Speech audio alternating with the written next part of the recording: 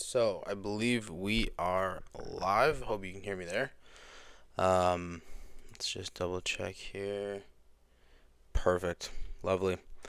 Alrighty, so today we're going to be going over the job market. Now, you might have seen this already on your socials. We're going to be breaking it down today. Ultimately, AI is changing faster than I think any of us expected. So today we're really going to be trying to understand what is currently taking place both in the economy and just with AI in general, because it's crazy. And we're first just going to start with this article. Now, keep in mind, this article did come out September of last year, but I think now it is probably a bit more relevant. Let's kind of dive into it. So, the job market is hell. The Atlantic came out by Annie Lowry. And basically, the gist is, as you can see here, young people are using ChatGPT to write their applications. HR is using AI to read them. No one is getting hired.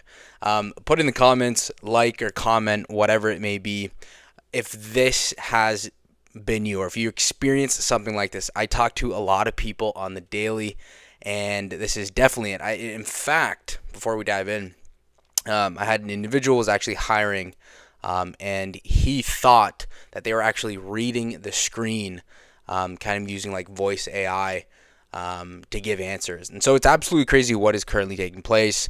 Let's dive into it. So this individual named Harris, kind of who the article is about, started looking for his first real job months before his graduation. He had a solid resume. A lot of us do, right? Now, obviously, there is a lot more individuals. There's a ton of more competition, so it does get watered down a little bit. But nonetheless, this individual thought he had a solid resume. As you can see here, he's doing a lot of work. He would do anything, filing paperwork, digging trenches to build his dream career. Now, a lot of us, I think, especially right now in today's society, you might have went to school for business. You might have went to school for finance, science, and sometimes, unfortunately, maybe right now you're doing a job and you're like, I didn't even go to school for this. And so there's such a mismatch right now in the market. We'll kind of dive a bit deeper, but just keep that in mind when we're going through this.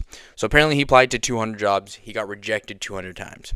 All right. Just to note, a lot of businesses did not respond. Now, when it comes to potentially some of these places that you're applying to these jobs, it's kind of now coming into the market where people are actually saying a lot of this, it's not fake, but it's not as it seems. And so you could potentially apply to hundreds of jobs. Are they actually seeing it? Like, who is actually seeing it, right? Maybe it's just the AI. It didn't get properly filtered, right? Did it trigger some type of thing in the system that finally your resume got landed with the recruiter? There's so many variables when it comes to this. So applying to 200 jobs, it's totally understandable, especially in today's market with everything going on. And so right now, millions of would-be workers find themselves in a similar position. Corporate profits are strong. The jobless rate is 4.3%, and wages are climbing. But payrolls have been essentially frozen. We'll talk about more of that, kind of what tier you may be in, right? So if you find yourself essentially with a smaller company, right? Like maybe it's 1 to 10 employees, they're maybe doing 750 to 1 to 2 mil. You will be at more of a risk, obviously, when it comes to AI, because right now there's so much disruption going on, and you better bet your boss, your employer, is going to be finding every advantage with this new technology, because it is so incredible what you can do with Claude and Claude Code and the tools you can build. So before, it used to be like you're competing against your peers, right? Or contrast theory, for instance. Like maybe you don't even have to be that good, but as long as you're better than Jacob or Susie, you'll do okay. You'll stay on there for a little bit. Now you're competing against, one, the agency of your boss, right? High agency individuals are tending to win this type of disruption taking place. But more importantly, you're now fighting against your boss using Claude Code.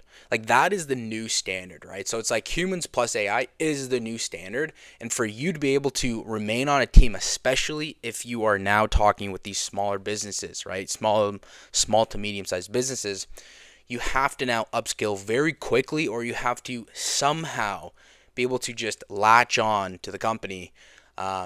And again, there's just so many factors. So you have to keep all this stuff in mind when, one, you're applying to a job, and two, what this new AI era is going to look like moving forward. So the hiring rate has declined to its lowest point since, since essentially the Great Recession. Now, we do know Great Recession, I believe they hit 25% unemployment. And we'll get to some numbers here in a sec that are quite staggering. So, again, comment down below if you've experienced something like this. We're just applying to so many jobs. No one's even getting back to you. I would be very doubtful to even think, are they even hitting the desk, right? And so then we come into this other article here. This is by CNBC. We are in a hiring recession. Now, it's important to note a few things here. U.S. employers, just some numbers, added 500,000 jobs last year. That marks the worst year of total job gains outside of a recession since 2003. Now, it is important to note, right? There's a lot of variables happening right now. Not all of it is AI. So, not all of it is AI, but it just, it's like just throw it in the pot and it just starts to blend, and then you have this concoction that you're not sure where and how it happened, but there's just so many factors, and AI is for sure one of them, right? It might not be the primary one, but it definitely is one of them. And so there has been little job creation since April, meaning most gains took place earlier in the year, all right, which is super important. Most hiring has also been concentrated in the healthcare sector. So again, if you went to school for something that is not in the healthcare sector, it is very difficult right now to obtain a job. So healthcare alone accounted for roughly 69% of all job growth across 2025. And then even here in December, 26% of unemployed workers had been out of work for at least 6 months. So again, there's many factors breakdown. So you have two things, right? So it's like, one, you're at risk of being unemployed, okay? Especially now with the AI era, we'll talk about how to upskill, and then we'll even break down what it looks like to actually learn these skills and apply them to services, apply them to businesses, apply them to your current role, because that is super important. It's not just about learning these skills, it's about actually applying them in real world applications. But you have to be careful, because now you're at risk of, yes, unemployment, but then you're also at risk of not getting another job. So again, 26% of all unemployed workers had been out of work for at least 6 months. So it's like, you're going to get in this situation, then you're going to have to go apply to 200 jobs to just get 0 responses. So that suggests unemployment is increasingly becoming a permanent state rather than a temporary transition. And I've always said, I could be wrong, I could be completely wrong, but I have always said that the transition period we're going to enter as a society is going to be very turbulent, right? I don't like very turbulent plane rides. I don't think you do either. But it's this transition period that we're going to go into, where before we get UBI, UBS, before we get real help from potential governments, because that they always tend to lag government and policies.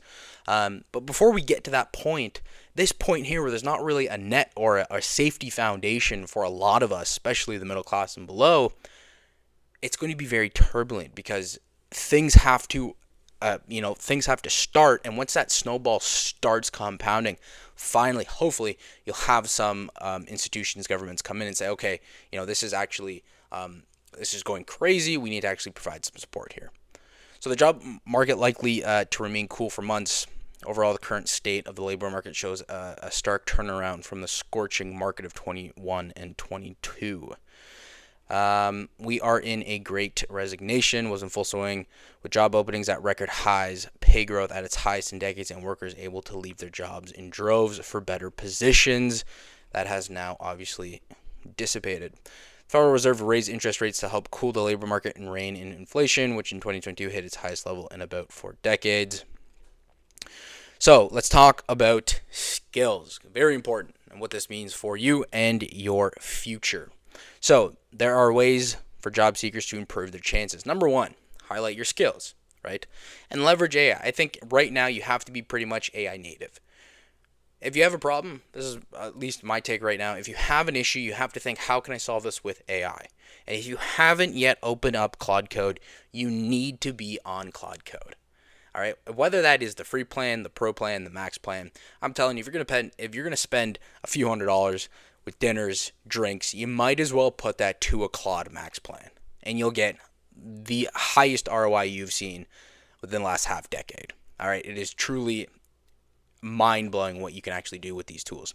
So you need to highlight your skills, number one. Number two, you need to leverage the heck out of AI right now. So you got to learn these tools, and then you have to provide value on how these tools actually help you move the needle with obviously the business you're in. Number two, more importantly, with actually, your current role. So employers and recruiters have gradually shifted to so-called skills-based hiring, right? Meaning they prioritize a candidate's skills and experience rather than educational attainment. As we see, as I've said before, we are currently in the death of knowledge work. So one individual, and even some big companies are saying, obviously the resume is important. Obviously the educational aspect is important, but like, what have you done? What are some of the skills you have done? And that is becoming more true, especially with AI, right? Because now we are entering the death of knowledge work. So what are you building? What are you working on? How are you actually leveraging these tools? So upskill very quickly right now would be my suggestion. And number two, look into AI if you're not already. Number two, target job sectors that are growing, aka AI. I would be going into AI, all of it. What you could also do, and I've said this before, what you could also do is take your current sector. Okay, so whatever you're in, say it's healthcare, for instance, right? That was a booming sector, it looked like. Take healthcare. So if your expertise is in healthcare, it would be very hard to just hop over to a completely non-related sector, right? That just doesn't potentially make much sense. So what you can do is, yes, of course, if you want, you can take that risk and do it, by all means. What you can also do is take your sector and then actually build on top of that with the AI tools. Because everything right now that has the word AI in it is booming. All right, there's such demand for it right now. So if you really know your sector, and like I've been studying this field for the past 10 years, 5 years, whatever, even if it's 2 years, and you're like, this is kind of the main thing I know, use AI to help you build on top of your expertise. Okay. And then here, for instance, this just says, obviously we can see here, report job seekers to follow employer demand. Getting hired in 26 isn't necessarily about applying everywhere. It's really about aligning your skills where employers are actually investing. And it's hard to find good work, right? That's kind of what the rhetoric is right now. And the problem is everyone's just applying to everywhere. So maybe you can be, okay, how do I actually just narrow in onto my field and really become an individual who just advocates for this field because I love it so much. And hopefully by doing that, you can actually get a job. Networking is your friend. This is the pros and cons of AI. When everything is AI, when everything's generated, when everyone's just sending out emails, when everyone's using ChatGPT, Claude to create their resumes, the human touch, the one-to-one, not going anywhere anytime soon, right? So networking is your friend. And you have to realize, to contrast theory, what is everyone currently doing right now? They are utilizing AI, and for good reason, right? Don't get me wrong, you should be too. But when it comes to specific things such as community, networking, X, Y, and Z, you want to still remain. You want to do the hard stuff, which is this human stuff, right? It tends to be a little difficult sometimes. But networking is your friend. So don't ignore the value of networking. Go to events. Maybe start posting content and seeing what's out there. But try to get your foot in the door when it comes to events, communities, X, Y, and Z, and IRL, right, in real life. So super important. Networking is definitely your friend for the next foreseeable future, even when there are robots. So let's now move on. Let's talk about AI impacting labor market like a tsunami. All right. After a year marked by AI-driven layoffs, influential leaders and top executives are now warning that we can expect to see a huge ramp-up in anxiety around technology in 2026. I don't know if it's just me, but there's one particular social platform, X, I go on, and you get massive AI anxiety. Okay? You think, Instagram doesn't even say anything about AI. Facebook, definitely not. You go on X and you think, oh my goodness, the world's falling apart, AI's taking over. So, I don't know, comment down below, do you suffer from AI anxiety? But, nonetheless, there is a huge ramp up in anxiety around the technology in 2026. And that is only going to continue. So it's not about being fearful and stepping back from the technology. It's actually embracing it and learning how to use it. That's why it's super, super impactful to do that right now, because again, not too many people are doing it. So AI was seen as a significant contributor factor to nearly 55,000 layoffs in the US in 2025. Major firms were citing AI as part of the reason for laying off workers. Amazon announced 15,000 job cuts last year, while Salesforce said 4,000 customer support workers had been let go because AI was already doing 50% of the work. If you're currently behind a computer, remote desk work, as we can see in real time with Claude Code and Claude, just the things they're doing with Cowork, this is becoming more true every day, and this number will only tick up. So again, upskill and learn how to really take advantage of the tools, and then how to potentially find value or position yourself appropriately against these tools, right? Because they're not human just yet, so there's obviously some flaws with this technology. But if you're just going to compete against AI and how to make Excel sheets, not going to work.